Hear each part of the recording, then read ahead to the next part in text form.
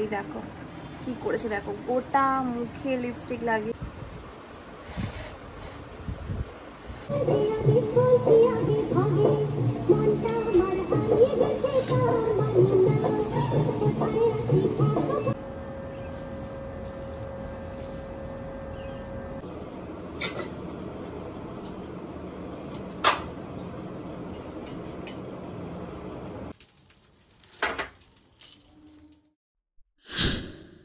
Hi everyone, welcome back to my new and another blog. কেমন আছো তোমরা সবাই? আশা করছি প্রত্যেকে ভীষণ ভালো আছো, আর আমিও খুব ভালো আছি। আজকে ব্লগটা এখন থেকে স্টার্ট করছি।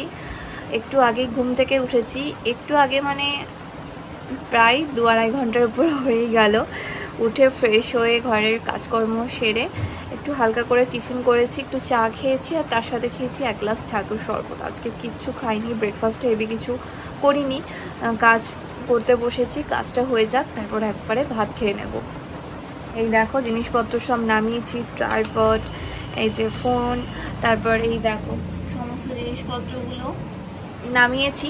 এখন ভিডিও করব, একটা ভিডিও রেডি করতে হবে, যেহেতু গরম পড়ছে, মানে পড়ছে কি গরম অলরেডি পড়ে গেছে, প্রচুর পরিমাণে গরম এবার পড়তে চলেছে। তো এই গরমে দেখো আমাদের কাজ থাকলে তো বাইরে যেতেই হবে, আমরা তো আর বাড়িতে বসে থাকতে পারবো না, নিজেদের কাজ তো নিজেদেরকে করতেই হবে।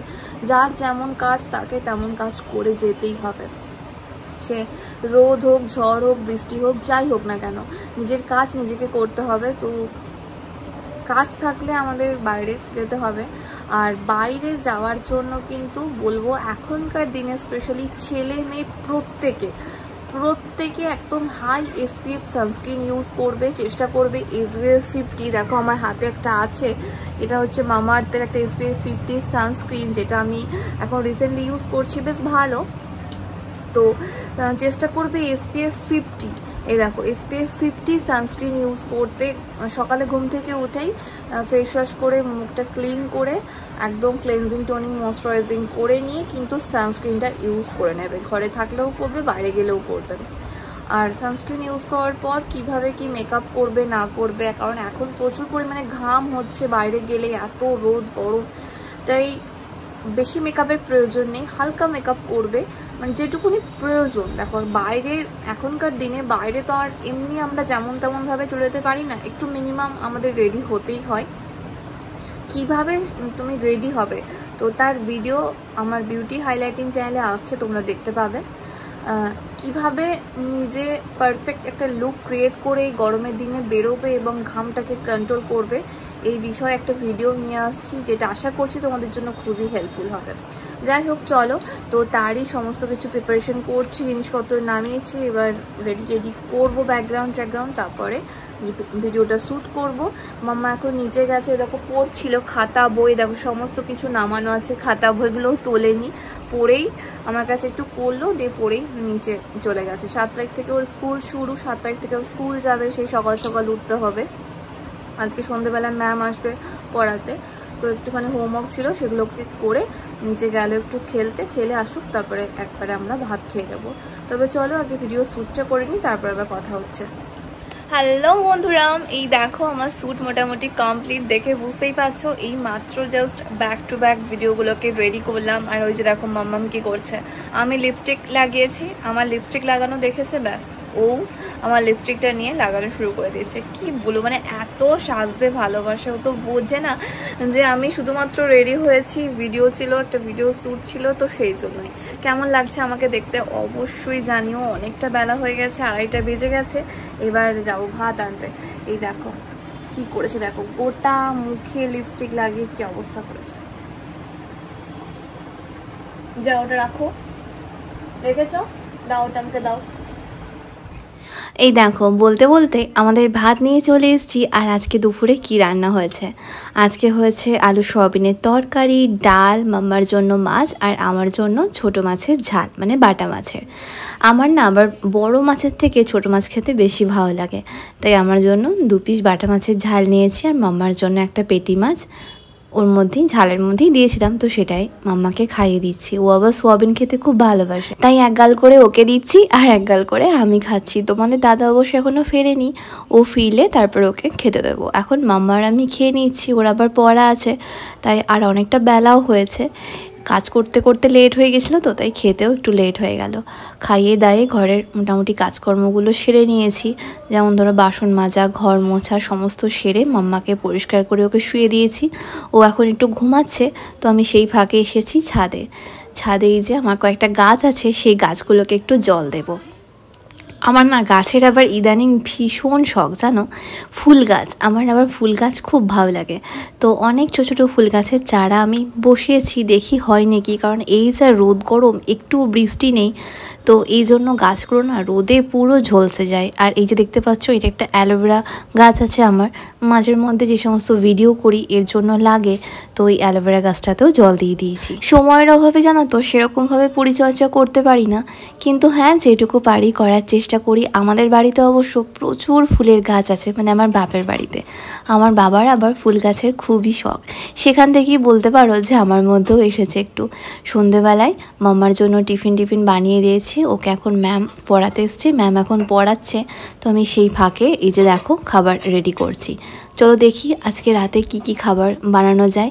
খুবই সিম্পল খাবার দাবার করবো। এই যা গরম পড়েছে, এই গরমের জন্য বেশি হাবিজাবি একদমই খাবো না। আর মাম্মা তো শাকসবজি খায় না, তাই মাম্মাকে খাওয়ানোর জন্য একটা উপায় বের করেছি, বুঝলে। মানে পেঁপে, গাজর, তার সাথে যে সমস্ত সবজি আছে, কুমড়ো, সব রকম দিয়ে ডাল দিয়ে চাল দিয়ে প্রেশার কুকারে না একটু জিরে ফোড়ন দিয়ে বসিয়ে দিই, মানে খিচুড়ির টাইপের। একটু ঘি দিয়ে ওকে খাইয়ে দিই।